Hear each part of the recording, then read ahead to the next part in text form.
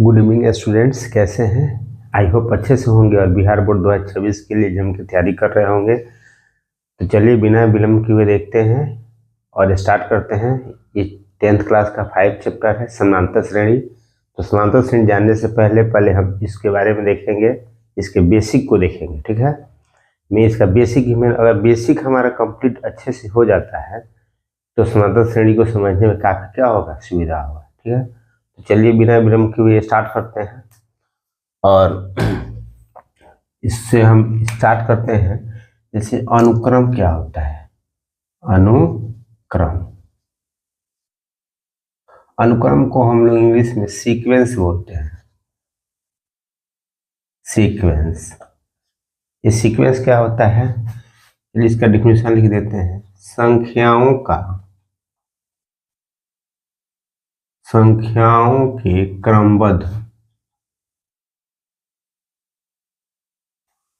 क्रमबद्ध सूची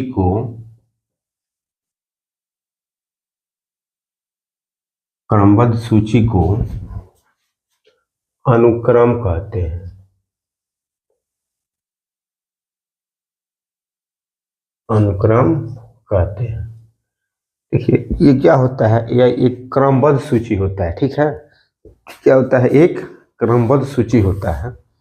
तो कैसे क्रमबद्ध सूची होता है, चलिए देख लेते हैं इस एग्जाम्पल के माध्यम से। इसके एग्जाम्पल की बात करेंगे तो जैसे मान लीजिए मेरे पास एक एग्जाम्पल है, 1 हो गया, 3 हो गया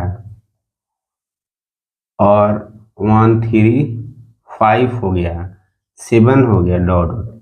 देख रहे हैं इसका क्या है, एक क्रमबद्ध सूची है।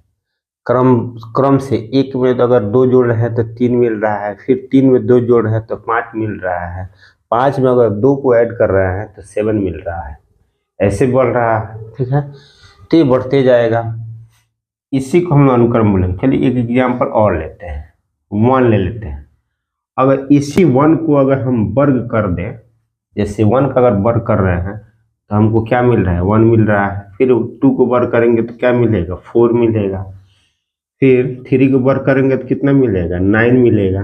फिर 4 को वर्क करेंगे तो क्या मिलेगा, 16 मिलेगा। तो इस तरह से क्या हो जा रहा है, एक संख्याओं का एक क्रमबद्ध बन रहा है, सूची तैयार हो रहा है। ठीक है, इसी सूची को हम लोग क्या बोलेंगे, अनुक्रम कहते हैं।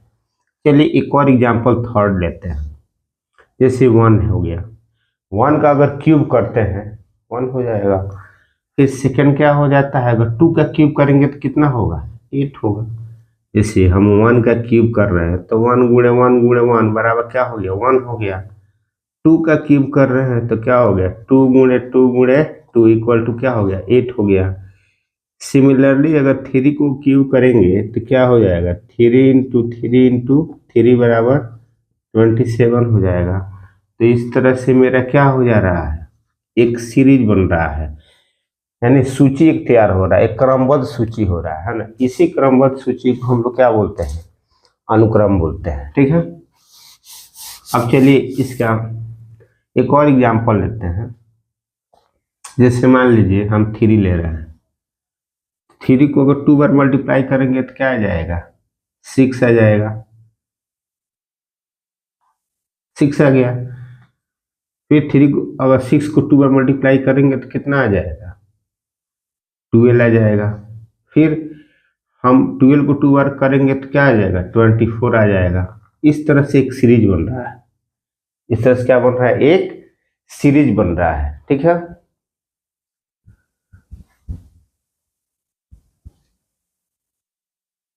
अब चलिए एक और एग्जांपल लेते हैं। जैसे मान लीजिए हम एक यहाँ से 1 ले लें, 2 ले लें, 3 ले लें, डॉट डॉट इस बहुत सारा। तो एक तरह से हम 1 1 क्या कर रहे हैं, बढ़ाते जा रहे हैं। इस तरह से क्या बन रहा है, एक मेरा मैंने एक सूची तैयार हो रहा है। इसी सूची को हम लोग क्या बोलते हैं, अनुक्रम बोलते हैं। ठीक है, अब नेक्स्ट आपको बताएंगे, चलिए इसका आप लोग स्क्रीनशॉट ले लीजिए। चलिए लीजिए स्क्रीनशॉट आप लोग जल्दी से।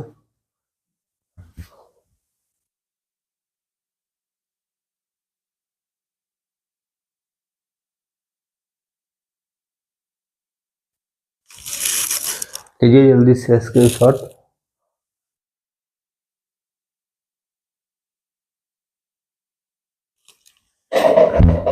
अब चलिए देखते हैं, इसके बाद हम देखते हैं, अनुक्रम हमने बता दिया है। और इसके बाद हम क्या देखेंगे, श्रेणी देखेंगे क्या होता है श्रेणी। जैसे ये श्रेणी हो गया, इसको हम लोग इंग्लिश में सीरीज बोलते हैं, इसको सीरीज बोलते हैं। एकदम आराम से इसको देखना है, तब अच्छे से समझ में आएगा। तो सीरीज क्या होता है, देखिए जो हम अनुक्रम जो बताए हैं, उसी अनुक्रमों के जो पद होता है, उसी पदों का जो योग होता है, उसी योग को हम लोग क्या बोलते हैं, श्रेणी कहते हैं। यानी जैसे मान लीजिए 1 है, 3 है, 5 है, 7 है, डॉट डॉट बहुत सारा है, और उसको योग अगर कर दें हम, उसी को क्या करें, अगर जोड़ के रूप में लिख दें, वही मेरा क्या हो जाएगा, एक सीरीज बन जाएगा, है ना। तो इसको इसका डेफिनेशन कैसे लिखेंगे, अनुक्रमों के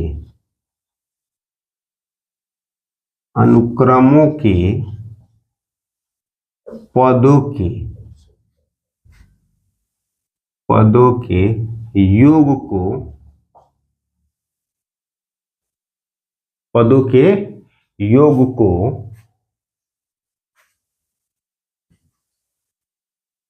श्रेणी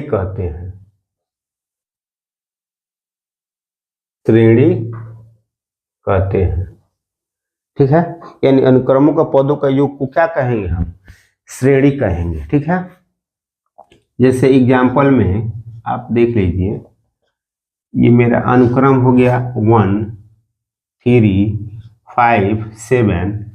इसमें अगर केवल हम योग कर दें, इसको हम लोग, इसी योग को हम लोग क्या बोलते हैं, एक तरह से सीरीज बोलते हैं। सेकेंड एग्जाम्पल हो जाएगा 1 हो जाएगा, 4 हो जाएगा,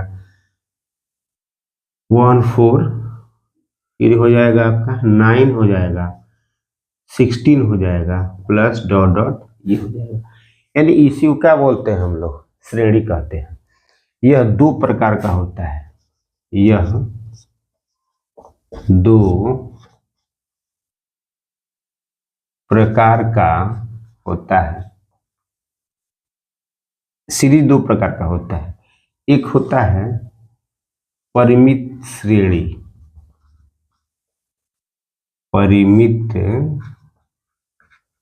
श्रेणी, इसको बोलते हैं फाइनाइट सेट, फाइनाइट सीरीज बोलेंगे। और सेकंड हो जाएगा इनफाइनाइट, यानी अपरिमित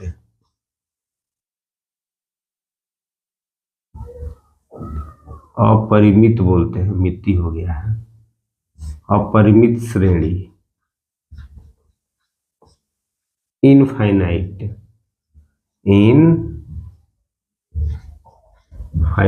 सीरीज।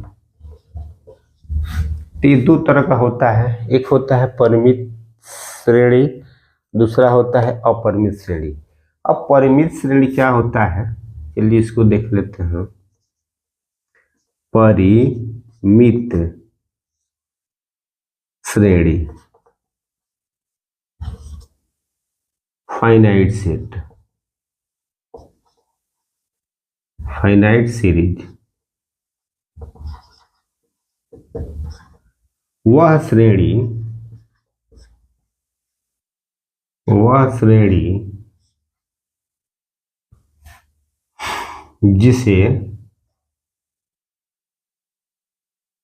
जिसे गिना जा सके,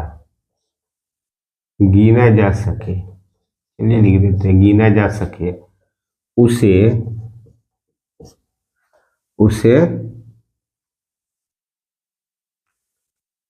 परिमित श्रेणी कहते हैं। एग्जाम्पल में क्या हो जाएगा, परिमित श्रेणी, जैसे मान लीजिए 1 हो गया, 3 हो गया, प्लस करते जाइए, 5 हो गया, 7 हो गया, 9 हो गया, एक अंत बिंदु लिख देंगे, 1 हो गया, 4 हो गया, 9 हो गया, 16 हो गया, 25 हो गया। यानी इसको हम लोग काउंट कर सकते हैं, है ना। कब है 1 कितना है, अगर मान लीजिए काउंट करना हो तो कैसे करेंगे, 1 2 3 4 5 5 है जिसमें पद, इसमें कितने पद है 1 2 3 4 5, यानी वह श्रेणी जिसमें जिसे गिना जा सकता है, इनके पदों को गिना जा सकता है, उसे हम लोग क्या कहते हैं, परिमित श्रेणी कहते हैं। इसके बाद आता है अपरिमित श्रेणी। जल्दी से इसका आप स्क्रीनशॉट लीजिए।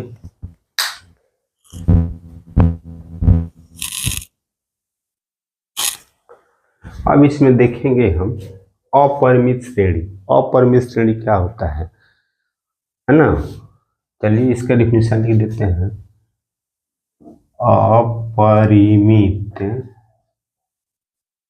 अपरिमित श्रेणी वह श्रेणी है जिसमें पदों की संख्या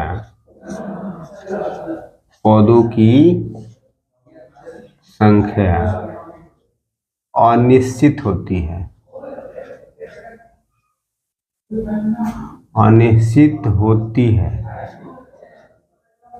है, या अनगिनत होती है, कह सकते हैं, या ऐसे लिख देंगे, या अनगिनत होती है,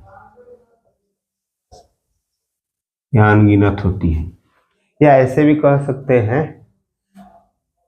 अपरिमित श्रेणी वह श्रेणी है जिसमें पदों की संख्या को गिना नहीं जा सकता है, उसे अपरिमित श्रेणी कहते हैं। एग्जाम्पल में जैसे मान लीजिए, अगर एग्जाम्पल की बात करेंगे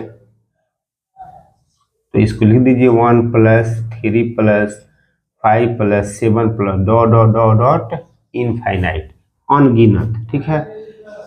1 + 2 + 3 + 5 + डॉट इनफाइनाइट, इसको हम लोग क्या बोलते हैं, अपरिमित श्रेणी बोलते हैं, ठीक है।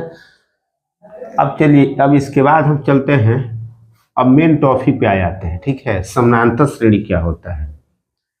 समानांतर श्रेणी संख्याओं की वह श्रेणी है, यानी समानांतर श्रेणी संख्याओं की वह श्रेणी है, या यूं कहें हम, समानांतर श्रेणी अनुक्रमों की एक ऐसी श्रेणी है जिसके दो लगातार पदों का अंतर सदैव क्या होता है, समान होता है। पहले चलिए इसका आप स्क्रीनशॉट ले लीजिए, उसके बाद से इसके बाद बताते हैं। जल्दी से इसका स्क्रीनशॉट लीजिए आप लोग। चलिए अब नेक्स्ट देखते हैं समानांतर श्रेणी क्या होता है, ठीक है। समानांतर श्रेणी मुख्य टॉपिक है मेरा, समानांतर श्रेणी, वो तो बेसिक था। अब इसमें हम समानांतर श्रेणी अब स्टार्ट हो रहा है मेरा, तो इसमें इसका हम लोग डिफिनीशन जानेंगे। समानांतर श्रेणी अर्थमेटिक बोलते हैं इंग्लिश में, arithmetic progression, arithmetic progression, arithmetic progression संख्याओं का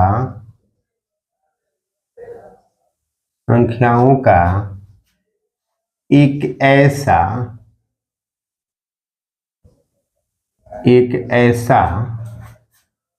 अनुक्रम,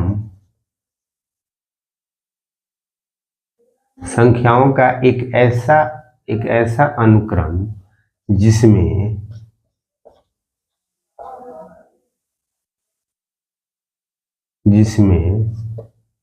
दो क्रमागत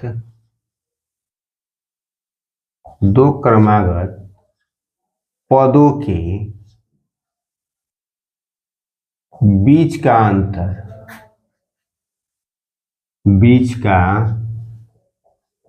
अंतर सदैव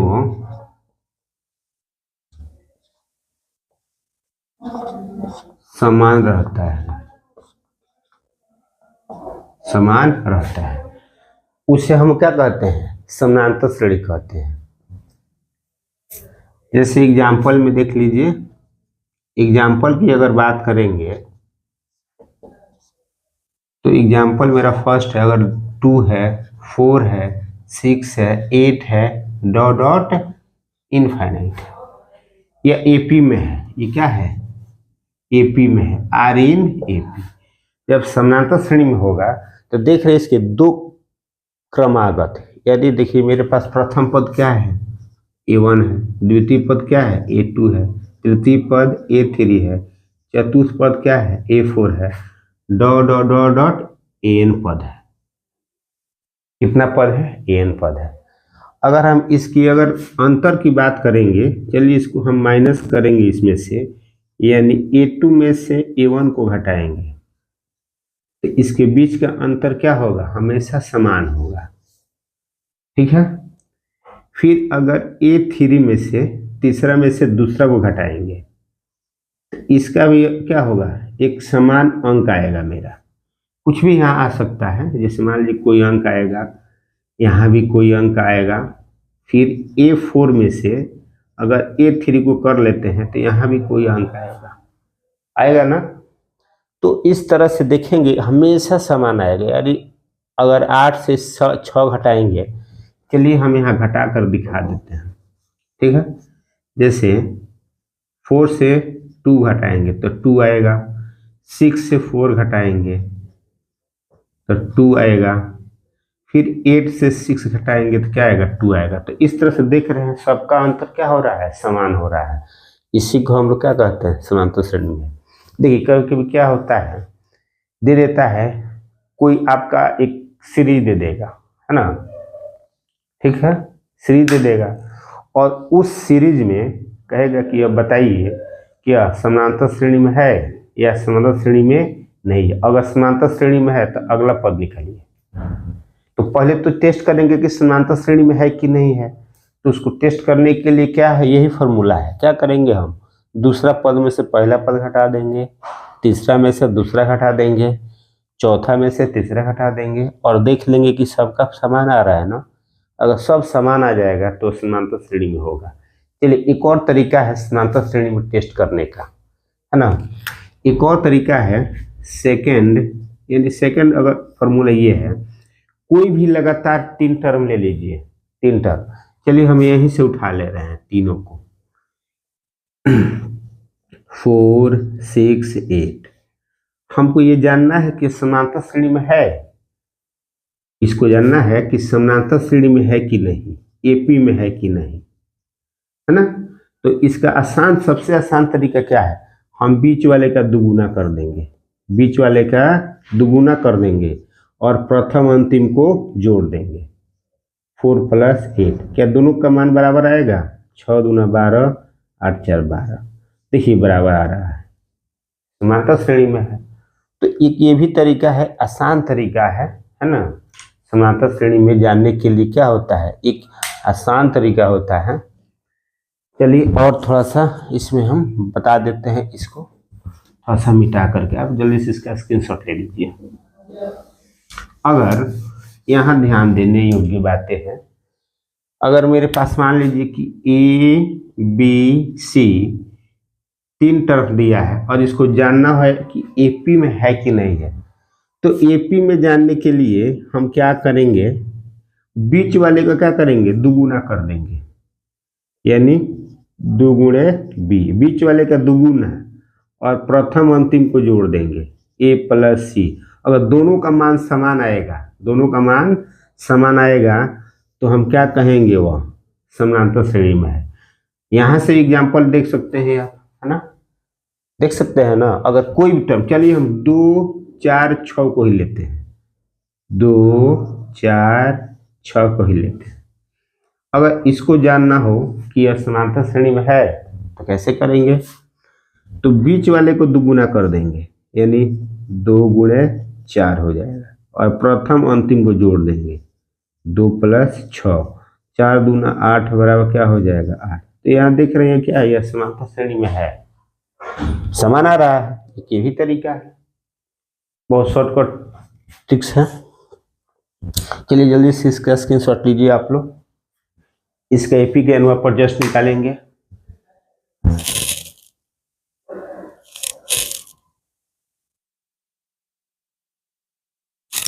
चलिए अब देखेंगे हम देखेंगे यहाँ से एपी का एनवा पद कैसे निकाला जाता है। ठीक है, एपी का एनवा पद कैसे निकाला जाता है तो देखेंगे इसको।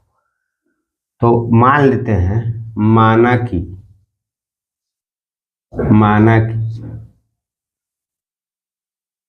एपी A1 कमा A2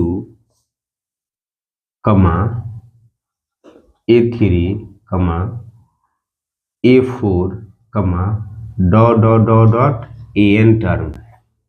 ये एपी में है। किसमें है? एपी में है। इसके ठीक पहला वाला टर्म क्या हो जाएगा? इसके ठीक पहला वाला टर्म हो जाएगा AN-1 और लास्ट में ये नवा पद हो जाएगा। तो ये मेरा प्रथम पद हो गया। प्रथम पद A1 और सार्व अंतर की बात करेंगे। सार्व अंतर बराबर क्या हो जाएगा? डी। क्या सार्व अंतर का डिफिनेशन ने बताया है ना? सार्व अंतर क्या होता है? दो पदों के बीच का जो अंतर होता है उसी को क्या बोलते हैं हम लोग? सार्व अंतर बोलते हैं। चलिए हम यहाँ एक परिभाषा लिख दे। क्या, इसकी कोई जरूरत नहीं है, बहुत थोड़ा सा ये क्या है, बहुत ही आसान है। सार्व अंतर यानी A1 A2 A3 A4 dot dot AN-1 AN है। ठीक है, तो अगर मान लेते हैं हम, अगर दूसरा पद में से पहला पद को हटाते हैं तो कोई टर्म आएगा, यानी डी आएगा। सार्वंतर, दो क्रमागत पदों के बीच के अंतर को सार्वंतर कहते हैं।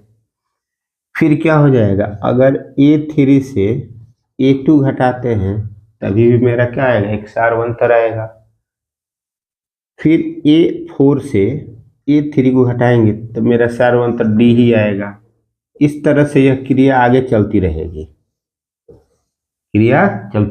एक समय ऐसा आएगा कि हम AN से, यहाँ देखिए, हम AN से इसको घटा लेंगे माइनस AN-1, तभी तो मेरा सार्वंतर क्या आएगा? डी ही आएगा ना। चलिए अब हम क्या करेंगे? इसको जोड़ देंगे, इसको इससे काट देंगे। अगर जोड़ेंगे तो प्लस माइनस कट जाएगा। A4 से इसका यहाँ कटेगा, फिर ये यहाँ से ये कट जाएगा कि नहीं? तो क्या आएगा? अब यहाँ से बचेगा AN और ये बचेगा -A1 बराबर। अब देखिए यहाँ पे क्या आएगा, यहाँ पे हम क्या लिखेंगे? ठीक है, तो आपको पता है, अगर मेरे पास मान लीजिए 1 है, 2 है, 3 है, 4 है, 5 है, 5 पद है। कितने पद है? 5 पद है। अगर 5 पद में अगर डी की बात करें, डी कितना होगा? 5 पदों में अगर डी की बात करेंगे, डी कितना होगा? तो कितना होगा देख लीजिए। 2 में से 1 घटाएंगे, 1 डी मिलेगा हमको। 3 में से 2 घटाएंगे, 1 डी मिलेगा। फिर 4 में से 3 घटाएंगे तो 1 डी मिलेगा। फिर 5 में 4 घटाएंगे तो 1 डी मिलेगा। यानी जितना टर्म है, यानी 5 टर्म है, उससे एक कम डी मिलेगा। तो ये मेरे पास क्या है? डी डी डी डी है। तो इससे एक कम मिलेगा कि नहीं? यानी N-1 इंटू क्या हो जाएगा? डी हो जाएगा। तो ये हो जाएगा AN बराबर A1, इसको उधर ले जाएंगे, अब प्लस हो जाएगा N-1 इंटू डी। तो ये मेरा क्या हो जाएगा? प्रूफ हो जाएगा AN बराबर A1 plus N-1 into D हो जाएगा। तो इसके सहायता से हम लोग क्या निकाल लेंगे? एपी का एनवा पद निकाल लेंगे। ठीक है, जल्दी से स्क्रीनशॉट लीजिए इसका। एक आप लोग के सामने लास्ट में एक कोट्स है, ख्वाहिशें बादशाहों को गुलाम बना देती है, लेकिन सब्र उन्हीं गुलामों को बादशाह बना देती है।